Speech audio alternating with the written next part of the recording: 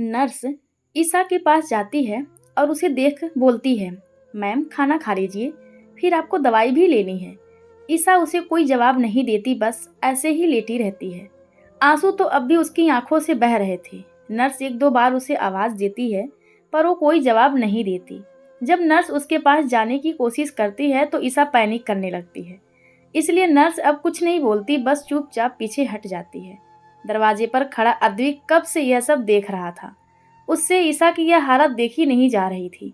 वैसे भी जिससे हम मोहब्बत करते हैं उसे तो हम एक खरोच बर्दाश्त नहीं कर सकते, पर यहाँ तो ईसा के साथ साथ इतना सब कुछ हुआ था। अद्विक भी कैसे बर्दाश्त कर सकता था। उसे ईसा की ऐसी हालत देख अपने दिल में दर्द महसूस होता है। वो ईसा की तकलीफ को समझ तो नहीं सकता, क्योंकि जो जिसके साथ हुआ हो वो ही चाह कर भी नहीं समझ पाएगा, पर हाँ, उसके दर्द को वह महसूस जरूर कर रहा था। आखिर वो उससे बेपनाह मोहब्बत जो करता है। अद्विक एक गहरी सांस लेकर खुद को शांत करता है और अंदर की तरफ अपने कदम बढ़ा देता है। उसे देख नर्स उसके पास आती है और बोलती है, सर मैम खाना नहीं खा रही। अगर यह खाना नहीं खाएंगी तो फिर इनको दवाई कैसे देंगे। अद्विक उसके हाथ से खाने की प्लेट लेता है और नर्स को नीचे जाकर खाना खाने के लिए बोलता है और खुद अपने कदम ईसा की तरफ बढ़ा देता है। अद्विक ने खाने की प्लेट वहीं टेबल पर रखी और ईसा के पास गया। अद्विक बेड पर बैठा और ईसा के बालों में हाथ फिराने लगा। एकदम हुई इस हरकत से ईसा डर जाती है और एकदम उठकर अद्विक से दूर होकर बैठ जाती है। उसे ऐसे खुद से डरते देख अद्विक बोलता है, रिलैक्स, डरो मत, मैं तुम्हें कुछ नहीं करूंगा। अद्विक को देख ईसा थोड़ी शांत हो जाती है। तभी अद्विक खाने की प्लेट उठाते हुए उसके पास सरक कर बैठ जाता है और बोलता है, मैं तो बस तुम्हें खाना खिलाने आया था। चलो अब जल्दी से मुंह खोलो और यह खाओ, उसके बाद तुम्हें दवाई भी लेनी है। यह बोल वो खिचड़ी का एक चम्मच उसकी तरफ बढ़ा देता है। ईसा बस खाली आंखों से उसे देख रही थी। ना उसने कुछ कहा और ना ही खिचड़ी खाने को मुंह खोला। अद्विक उसके चम्मच लिए बैठा था, पर ईसा को ना खाते देख वो चम्मच प्लेट में रखता है और प्लेट को बेड पर साइड में रख ईसा को देखकर बोला, देखो मैं जानता हूँ तुम्हारे साथ बहुत गलत हुआ है, पर तुम्हें खुद को संभालना होगा। अगर तुम हिम्मत हार जाओगी तो अपने गुनहगारों को सजा कैसे दोगे। उन्हें सजा देने के लिए पहले तुम्हें खुद ठीक होना होगा और उसके लिए तुम्हें पहले खाना खाना होगा और फिर मेडिसिन लेनी होगी। देखो मैं यह नहीं कह रहा सब एकदम भूल जाओ, नहीं, क्योंकि मुझे पता है ऐसा पॉसिबल नहीं होगा, बट एटलीस्ट तुम कोशिश तो कर सकती हो। एंड आई प्रॉमिस, मैं हमेशा तुम्हारे साथ खड़ा रहूंगा। यह बोल अद्विक ने फिर प्लेट उठाई और चम्मच में खिचड़ी लेकर ईसा की तरफ बढ़ा दी। पता नहीं क्या था उसकी बातों में और उसकी आंखों में। ईसा उसकी आंखों में उलझे हुए ही उसके हाथ से खिचड़ी खा ली। अद्विक ने उसे धीरे धीरे पूरी खिचड़ी खिला दी और फिर मेडिसिन भी खिला दी। फिर अद्विक ने उसे बिस्तर पर लिटाया और बोला, तुम रेस्ट करो, मैं नर्स को भेजता हूँ, वो तुम्हारे कपड़े चेंज करने में मदद कर देगी। यह बोल अद्विक ने प्यार से उसका माथा चूमा और रूम से बाहर चला गया। उसके जाते ही ईसा की आंखों से फिर आंसू बहने लगे। कुछ टाइम बाद नर्स रूम में आई। उसके हाथ में 2 बैग थे जिसमें ईसा के लिए कपड़े थे जो अद्विक ने उसके लिए मंगवाए थे। नर्स ने कपड़े बाथरूम में रखे और ईसा के पास आकर बोली, चलिए मैम, मैं आपको चेंज करवा देती हूँ। ईसा जो अपने ख्यालों में खोई हुई थी और नर्स को अपने इतने पास देख फिर पैनिक करने लगती है। नर्स उसे पैनिक करते देख घबरा गई और उसे शांत करवाने लगी, पर ईसा उसे अपने पास भी नहीं आने दे रही थी। नर्स ने उसका हाथ पकड़ने की कोशिश की तो ईसा ने उसका हाथ झटक दिया और जल्दी से बेड से उठकर दरवाजे की तरफ भागी। नर्स भी उसके पीछे ही थी। ईसा कमरे से निकली और कॉरिडोर में भागने लगी। वो पीछे मुड़कर नर्स को देख रही थी जो उसके पीछे आते हुए उसे रुकने के लिए बोल रही थी, पर ईसा को कोई होश नहीं था। नर्स की आवाज़ें सुनकर अद्विक जो शेरा और शक्ति के साथ नीचे हॉल में बैठा था वो भी ऊपर देखने लगे। तभी उनकी नज़र सीढ़ियों से भागकर नीचे आती ईसा पर गई, जो पीछे मुड़कर नर्स को देख रही थी। अद्विक जल्दी से उसकी तरफ भागा। ईसा का ध्यान पीछे होने की वजह से वो अद्विक से टकरा गई और गिरने लगी, पर वो गिरती उससे पहले ही अद्विक ने उसे उसकी कमर से पकड़ लिया। ईसा ने अपना चेहरा उठाकर सामने देखा तो अद्विक को देखकर जल्दी से उसके सीने से लग गई। वहीं अद्विक यह सब देखकर हैरान रह गया, पर फिर उसने महसूस किया कि ईसा का बदन कांप रहा है। तो उसने ईसा की कमर के इर्द गिर्द अपनी बाहें कस दी। तब तक नर्स भी वहां आ गई। वो कुछ कहने को हुई पर अद्विक ने हाथ दिखाकर उसे रोक दिया। इतना तो वो समझ गया था कि ईसा सिर्फ उसके साथ सहज है और किसी के साथ नहीं, और कोई उसके पास जाने की कोशिश करता है तो वो डर जाती है और पैनिक करने लगती है। अद्विक ने प्यार से उसके बालों को सहलाया और धीरे से बोला, क्या हुआ ईसु? ईसा ने अपना चेहरा उसके सीने से निकालकर उसकी तरफ देखा। उसका पूरा चेहरा आंसुओं से भीगा हुआ था, जो अद्विक को तकलीफ दे रहा था। अद्विक ने अपने हाथ से उसके आंसू साफ किए और बोला, बोलो ना, क्या हुआ?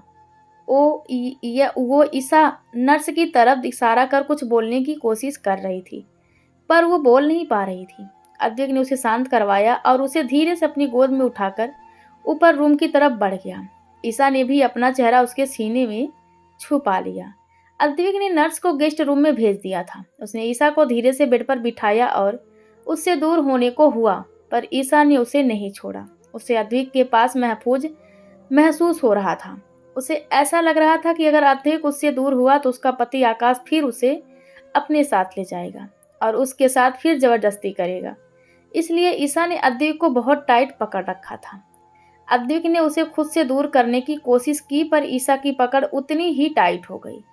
अद्विक भी उसकी हालत समझ रहा था। उसने उसे खुद से दूर नहीं किया, बल्कि ऐसे ही बाहों में लिए बेड पर बैठ गया। ईसा अभी भी कांप रही थी। अद्विक की नज़र उसके पैरों पर गई, जिसमें जख्म फिर हरे हो गए थे और उनमें से खून रिसने लगा था। अद्विक ने यह देख अपनी आंखें बंद कर ली। उसे ईसा को तकलीफ में देख बहुत तकलीफ हो रही थी। काफी टाइम वो ईसा के बालों को सहलाते हुए उसे शांत करवाते रहा। कुछ टाइम बाद उसने देखा तो ईसा सो गई थी। उसकी गहरी और भारी सांसें अद्विक को अपने सीने पर महसूस हो रही थी।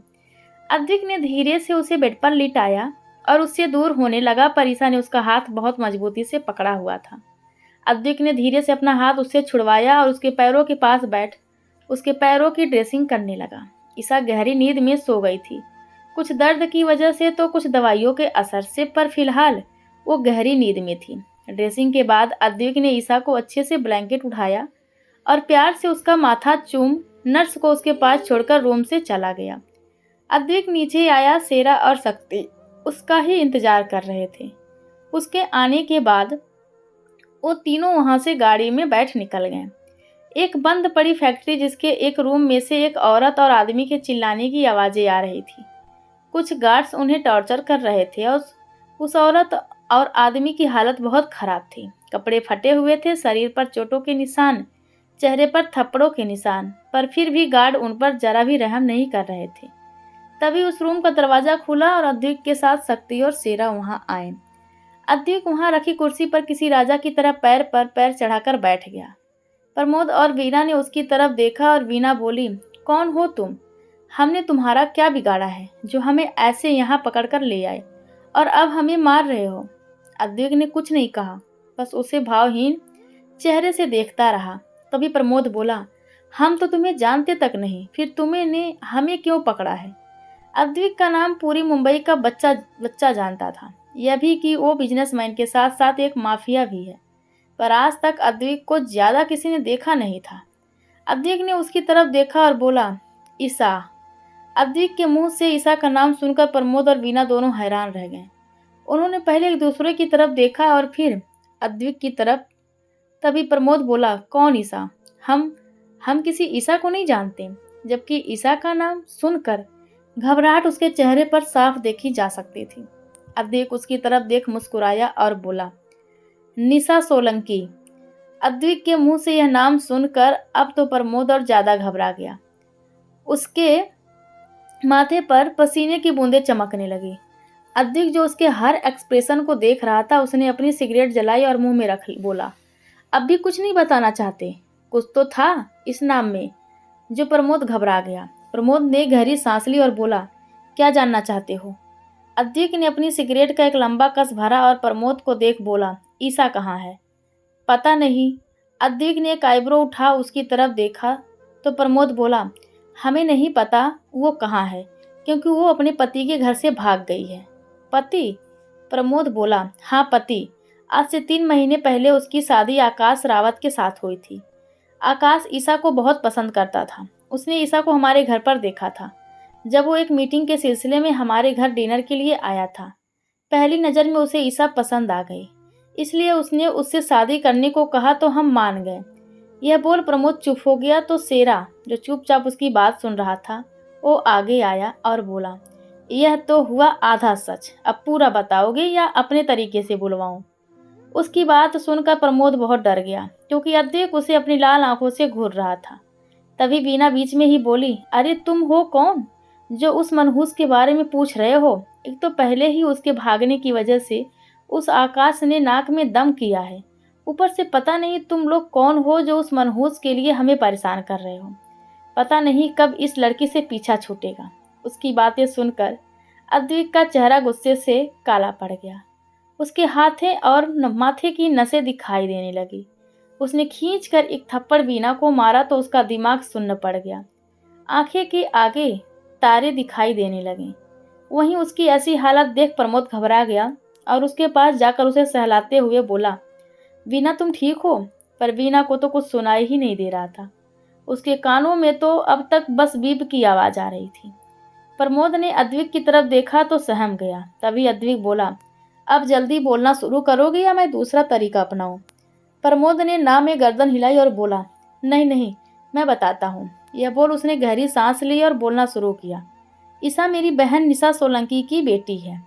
उसकी शादी राम मल्होत्रा के साथ मेरे पिता जानी जगदीश सोलंकी ने तय की थी, पर मेरी बहन किसी और से प्यार करती थी।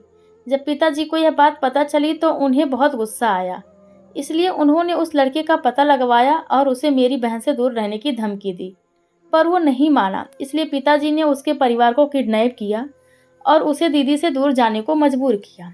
दीदी को लगा कि उसने उन्हें धोखा दिया है, इसलिए वो बहुत टूट गईं। इसी बीच पिताजी ने उनकी शादी अपने दोस्त के बेटे राम मल्होत्रा से तय कर दी। शादी के दिन दीदी को पता चला कि वो प्रेग्नेंट है। वो शादी नहीं करना चाहती थी यह जानकर, पर पिताजी ने जबरदस्ती उनकी शादी राम से करवा दी। पर बाद में धीरे धीरे शादी के बाद राम की असलियत सामने आने लगी। उसे पहले ही दीदी और उस लड़के के बारे में पता था, पर सिर्फ पैसों के लिए उसने दीदी से शादी की। पर जब उसे दीदी के प्रेग्नेंट होने की बात पता चली तो वो दीदी को मारने पीटने लगा, उन्हें टॉर्चर करने लगा। एक दिन दीदी घर आई, उनकी हालत ठीक नहीं थी। राम ने उन्हें बहुत मारा था। दीदी ने यह बात पिताजी को बता दी। पिताजी ने उन्हें समझाकर वापस भेज दिया, पर वो परेशान रहने लगे थे। इसी बीच दीदी ने ईसा को जन्म दिया। पिताजी बहुत खुश थे, दीदी भी खुश थी, पर राम खुश नहीं था। उसने दीदी से कहा कि अगर उन्हें उसके साथ रहना है तो ईसा को खुद से अलग करना होगा। दीदी नहीं मानी, उल्टा उन्होंने राम को तलाक दे दिया और घर आ गई। ईसा के इर्द गिर्द ही उन्होंने अपनी दुनिया बना ली।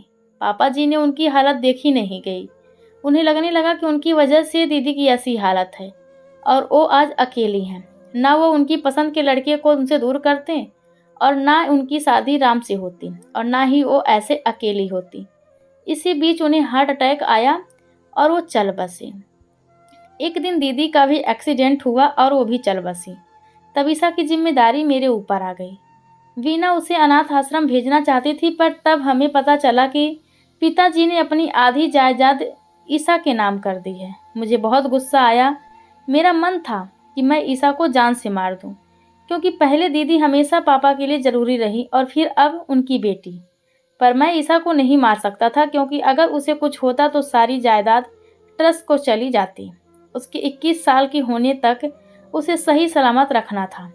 उसके बाद वो प्रॉपर्टी किसी के भी नाम कर सकती थी, इसलिए हमने उसे घर में ही बंद रखा, कभी उसे बाहर की दुनिया नहीं देखने दी। पर तभी आकाश रावत ने उसे मेरे साथ हॉस्पिटल में देखा। उसे ईसा पहली नज़र में पसंद आ गई। उसने मेरे साथ डील की कि अगर मैं उसकी शादी ईसा से करवा दूं तो वो बदले में मेरी कोई भी मदद करेगा। मैंने भी सोचा चलो जब तक यह 21 साल की नहीं हो जाती तब तक तो वैसे ही प्रॉपर्टी मेरे नाम नहीं होगी, पर कुछ तो फायदा हो, इसलिए मैंने इसकी शादी आकाश से करवा दी, इस शर्त पर कि वो मुझे अपना बिजनेस पार्टनर बनाएगा। वो भी मान गया। सब अच्छा चल रहा था, पर पता नहीं कैसे वो लड़की वहाँ से भाग गई। प्रमोद की बात खत्म होते ही अद्विक ने एक जोरदार पंच उसके चेहरे पर मारा। प्रमोद ने नाक मुंह से खून निकलने लगा। पंच इतना जोर का था कि प्रमोद वहीं बेहोश हो गया। वहीं बीना अपने पति की ऐसी हालत देखकर डर गई। वो जल्दी से प्रमोद के पास गई और उसे संभालने लगी, पर वो तो बेहोश हो चुका था। बीना ने अद्विक की तरफ गुस्से में देखा और बोली, तुम समझते क्या हो खुद को, और हो कौन तुम जो उस लड़की के लिए हमें इतना परेशान कर रहे हो? लगते क्या हो उस लड़की के तुम? अद्विक जो पहले ही गुस्से में था, बीना की बातें सुनकर और उसे चिल्लाते देख उसे और गुस्सा आने लगा। उसने घूर कर बीना की तरफ देखा तो उसकी आंखें देख बीना डर गई और चुपचाप बैठ बैठ गई। अद्विक उठा और वहां से बाहर निकल गया। शक्ति और शेरा भी उसके पीछे ही थे। बाहर आते ही शक्ति ने अद्विक की तरफ देखा और बोला, बॉस, आपने उन्हें मारा क्यों नहीं? ऐसे लोगों को तो जान से मार देना चाहिए। अद्विक बिना उसकी तरफ देखे बोला, एक बार मारने से तो उन्हें जल्दी आज़ादी मिल जाएगी, पर मैं उन्हें तिल तिल करते मरते देखना चाहता हूँ। जितनी तकलीफ मेरी ईसू को हुई है उससे 100 गुना ज़्यादा इन लोगों को मिलेगी। फिर उसने शेरा की तरफ देखा और बोला, ध्यान रहे, यह लोग मरने नहीं चाहिए पर जिंदा भी नहीं रहने चाहिए। शेरा ने हाँ में गर्दन हिलाई तो तीनों गाड़ी में बैठ घर की तरफ निकल गए। कुछ टाइम बाद वो लोग घर पहुंचे तो शेरा और शक्ति अपने रूम में चले गए। अद्विक भी स्टडी रूम में चला गया क्योंकि फिलहाल उसके रूम में ईसा थी। स्टडी रूम में भी उसके कुछ कपड़े थे तो उसने अपने कपड़े लिए और वहीं बाथरूम में चला गया। अद्विक ने शावर लिया और कपड़े चेंज कर वहीं सोफे पर लैपटॉप लेकर बैठ गया। फिर उसने अपना लैपटॉप बंद किया और अपने रूम की तरफ बढ़ गया। उसने जाकर देखा तो दरवाज़ा थोड़ा खुला हुआ था। नर्स वहीं सोफे पर बैठे बैठे ही सो गई थी। अद्विक बेड के पास गया और ईसा को देखने लगा, जिसकी आंखें तो बंद थी पर उसका पूरा चेहरा आंसुओं से भीगा हुआ था। अद्विक ने उसके सिर पर हाथ फेरा तो ईसा ने एकदम अपनी आंखें खोली और उठकर बैठ गई और घबरा कर पीछे खिसक गई। अद्विक ने उसे ऐसे घबराते देखा तो उसे 2 कदम पीछे होकर बोला, रिलैक्स, मैं हूँ। ईसा ने कुछ नहीं कहा, बस अद्विक को सामने देख शांत हो गई। अद्विक की आवाज़ से नर्स उठ भी गई। नर्स उठकर उनके पास आई और बोली, सर, कोई परेशानी है? अद्विक ने उसकी तरफ देखा और ना में गर्दन हिला दी। नर्स वहीं उनके पास खड़ी हो गई। ईसा चुपचाप सिर झुकाकर बैठी एकटक जमीन को देख रही थी, पर उसका चेहरा आंसुओं से भीगा हुआ था। आंखें लाल और सूजी हुई थी, जिन्हें देखकर साफ पता चल रहा था कि वो बहुत रोई है। अद्विक ने नर्स को गेस्ट रूम में जाकर रेस्ट करने के लिए कहा और खुद गहरी सांस लेकर ईसा के पास बैठ गया। ईसा अभी भी जमीन को देख रही थी। अद्विक उसे ही देख रहा था। उसने ईसा के बालों को सहलाया और बोला, आप सोए नहीं अभी तक? ईसा उसकी तरफ देखने लगी तो अद्विक बोला, और आप रो क्यों रही हैं? ईसा ने कुछ नहीं कहा, बस आंसू भरी आंखों से उसे देखती रही। अद्विक ने उसे देखा और बोला, देखिए, मुझे पता है कि जो आपके साथ हुआ उसे भूलना इतना आसान नहीं है, पर आप कोशिश तो कर सकती हैं ना। और वैसे भी आप वहाँ से क्यों भागी थी? इसीलिए ना कि आप उस दलदल से निकल सकें। पर अगर आपको ऐसे ही रहना है तो रोते हुए तो आपको भागने की क्या ज़रूरत थी? आप वहीं रहती और अपनी किस्मत पर रोती रहती। अद्विक की बात सुनकर ईसा की आंखों से आंसू और तेज हो गए। तभी अद्विक बोला, अच्छा एक बात बताइए, क्या आप खुद चाहती थी कि आपके साथ ऐसा हो, या आपने खुद अपनी यह हालत करवाई है? उसकी बात सुनकर ईसा उसे हैरान नज़रों से देखने लगी तो अद्विक फिर बोला, यहाँ तक मुझे लगता है आपके साथ जो हुआ वो आपकी खुद की मर्जी तो नहीं थी, तो फिर किसी और की गलती की सज़ा खुद को क्यों दे रही हैं आप? उसकी बात सुनकर ईसा रोते हुए बोली, मैंने कुछ नहीं किया, सच्ची में मैंने कुछ नहीं किया। मामा मामी ने कहा था तो मैंने उनसे शादी कर ली, पर वो रोज़ मेरे साथ ज़बरदस्ती, और अगर मैं मना करती तो वो मुझे मारते। मुझे बहुत दर्द होता था, उसका छूना बहुत गंदा लगता था। उसने मुझे यहाँ, यह बोल ईसा ने रोते हुए अपने हाथों, गले, पेट, चेहरे और चेस्ट की तरफ इशारा किया, पर छुआ। मुझे बहुत गंदा लग रहा था, अपने शरीर से घिन आ रही है। यह बोल ईसा फूट फूट कर रोने लगी। अद्विक को उसका रोना बर्दाश्त नहीं हुआ। उसने आगे बढ़कर उसे अपने गले से लगा लिया और उसके बालों को सहलाने लगा। उसकी बाहों में ईसा बेतहाशा रोए जा रही थी। ईसा का रोना बंद नहीं हो रहा था। कुछ टाइम बाद अद्विक ने उसे खुद से अलग किया और उसके आंसू साफ करते हुए बोला, एक बात बोलूं तो मानेंगी?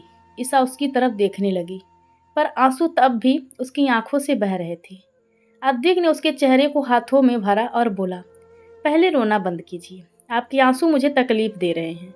मुझसे बर्दाश्त नहीं हो रहा है। मन कर रहा है कि जिसने आपको तकलीफ दी है उसे जान से मार दूं। एंड आई प्रॉमिस, मरेगा तो वो मेरे हाथों ही, पर उससे पहले आपको कुछ करना है।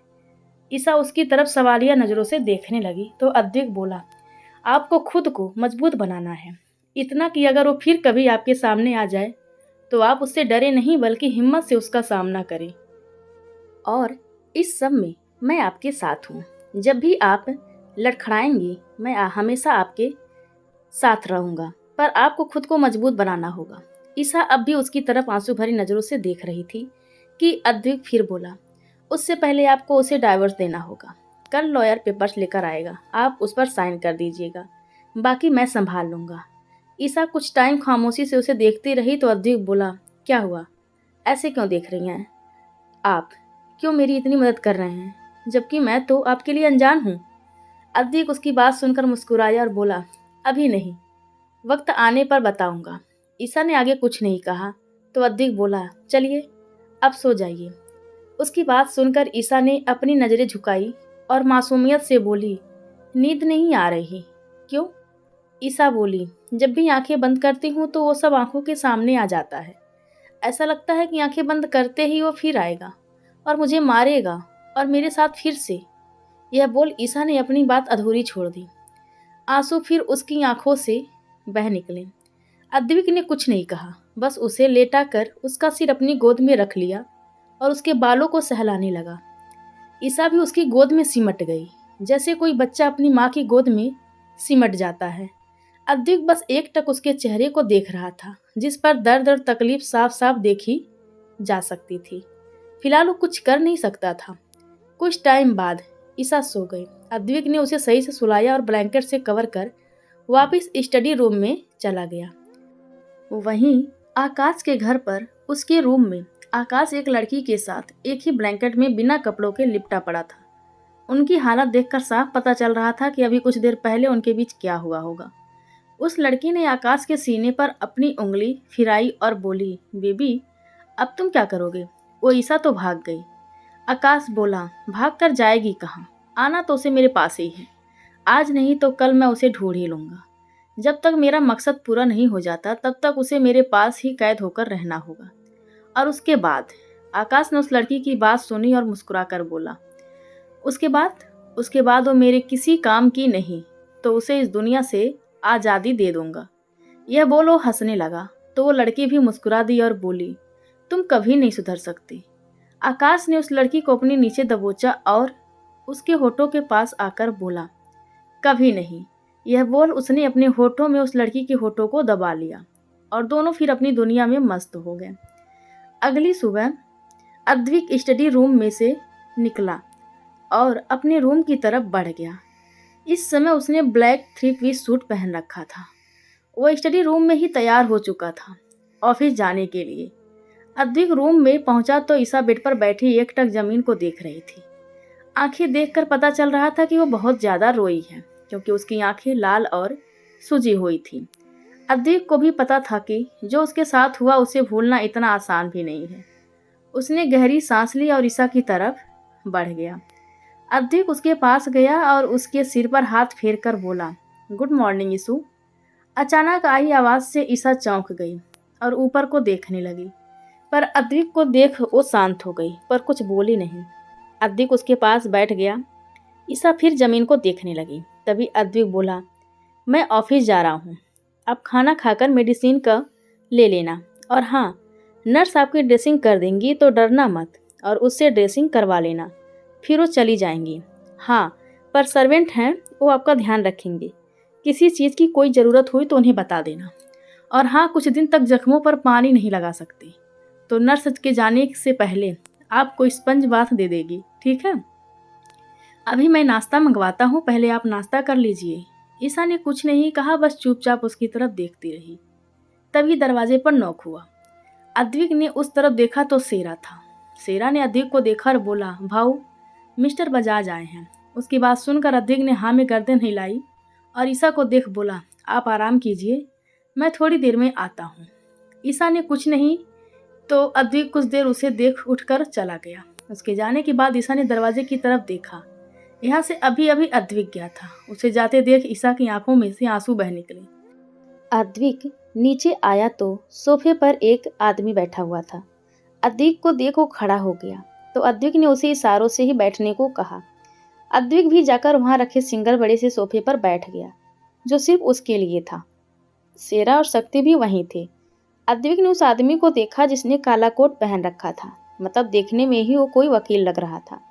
अद्विक की नजरें खुद पर पाकर उस आदमी ने फटाफट एक फाइल अद्विक की तरफ बढ़ा दी।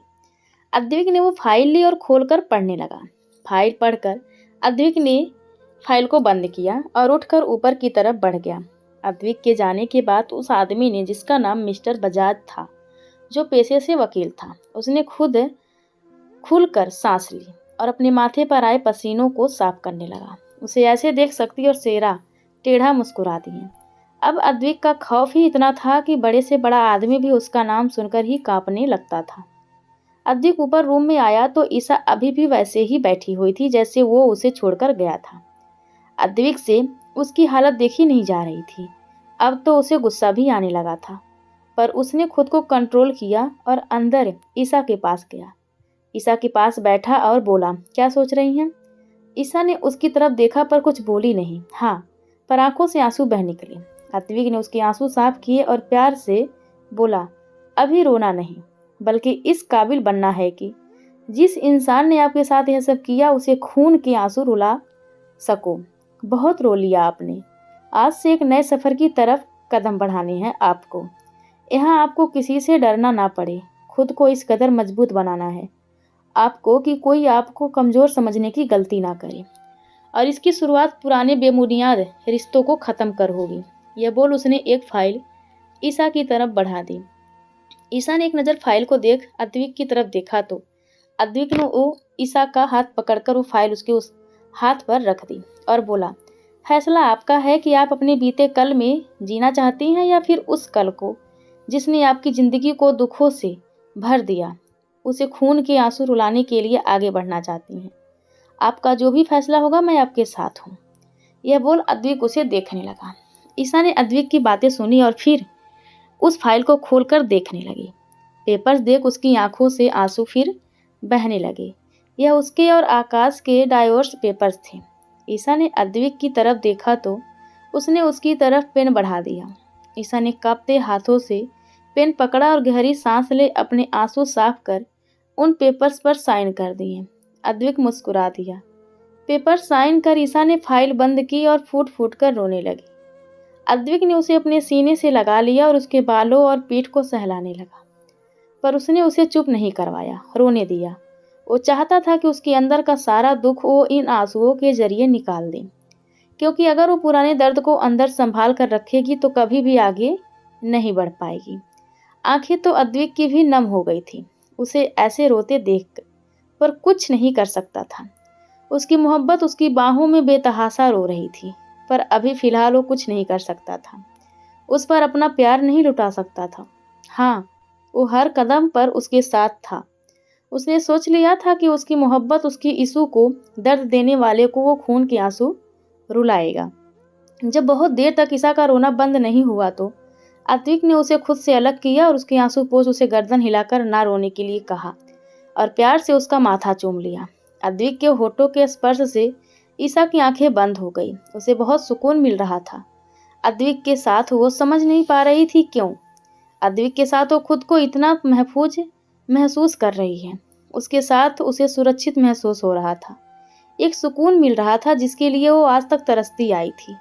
अद्विक ने उसके बालों को सही किया और बोला, अब बिल्कुल नहीं रोना और जल्दी से ठीक हो जाइए ताकि आपको रुलाने वालों को आप खून के आंसू रुला सकें। बाकी मैं सब संभाल लूँगा, ठीक है? अब नाश्ता भेज रहा हूँ तो अच्छी बच्ची की तरह आप नाश्ता करेंगी और फिर अपनी मेडिसिन लेंगी और बाकी कुछ नहीं सोचना। रोना तो बिल्कुल नहीं। तो आकर आपको एक अच्छी डांट लगाऊंगा। मैं जल्दी आने की कोशिश करूंगा, ठीक है? ईसा ने कुछ नहीं कहा, बस उसे चुपचाप देखती रही। जब अद्विक जाने लगा तो ईसा बोली, एक बात पूछ सकती हूँ? अद्विक उसकी तरफ घूमा तो ईसा उसे ही देख रही थी। अद्विक फिर उसके पास बैठ गया और बोला, पूछिए, क्या पूछना है? आप क्यों मेरे लिए इतना सब कर रहे हैं? अद्विक मुस्कुराया और बोला, इसका जवाब तो मैं आपको वक्त आने पर दूंगा, पर फिलहाल इतना जान लीजिए कि मुझे इस प्यारे से चेहरे पर मुस्कान देखनी है। यह प्यारा सा चेहरा जो इतना प्यारा है, जब इस पर मुस्कान होगी तो कितना प्यारा लगेगा। वैसे आपका एक एहसास भी है मुझे पर। आपने उस दिन मेरी जान बचाई थी हॉस्पिटल के बाहर। अगर आप मुझे ना बचाती तो मैं तो शायद अब तक भगवान के पास होता। इसलिए समझ लीजिए कि आपका एहसान उतारने की कोशिश कर रहा हूँ। ईसा ने कुछ नहीं कहा तो अद्विक उसके सिर को सहलाकर वहां से चला गया। अद्विक नीचे आया तो मिस्टर बजाज अभी वहीं थे। अद्विक ने उन्हें फाइल पकड़ाई और बोला, आपको पता तो होगा ही कि आपको क्या करना है। मिस्टर बजाज ने हाँ में गर्दन हिलाई और फाइल लेकर वहां से चले गए। अद्विक ने सर्वेंट को बोल ईसा के लिए नाश्ता भिजवाया और खुद शक्ति और सेरा के साथ ऑफिस के लिए निकल गया। पूरा दिन उसका काम में निकल गया। आज उसकी काफ़ी मीटिंग्स थी जिसमें टाइम का पता ही नहीं चला। पूरा दिन ऐसे ही निकल गया। ईसा ने भी अद्विक के कहे अनुसार नाश्ता किया और फिर नर्स ने उसे स्पंज बाथ दिया और उसकी ड्रेसिंग कर वहाँ से चली गई। ऑफिस में सेरा और शक्ति अद्विक के केबिन में आए तो सेरा बोला, भाऊ घर चलें, टाइम हो गया है। अद्विक बिना उसकी तरफ देखे बोला, बस 10 मिनट। सेरा ने कुछ नहीं कहा। 10 मिनट बाद अद्विक उन दोनों के साथ घर के लिए निकल गया। उसे घर पहुंचने में 9 बज गए। आगे के एपिसोड सुनने के लिए बने रहिए हमारे चैनल के साथ। धन्यवाद आप सबका।